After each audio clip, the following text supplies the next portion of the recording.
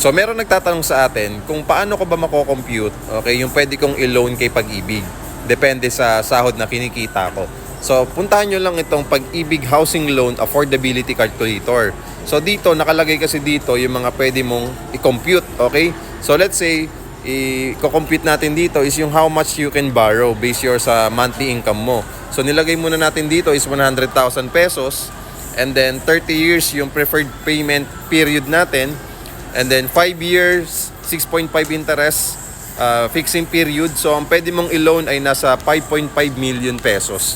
So puntahan nyo lang itong Pag-ibig Housing Loan Affordability Calculator para malaman nyo kung magkano yung pwede nyong i-loan depende sa kinikita nyong sahod monthly. Kung naghahanap ka na rin lang din ng investment na condominium for only 10,000 cash out only, no spot down payment, just follow me and message me. Located ito sa Ortigas Extension, Pasig.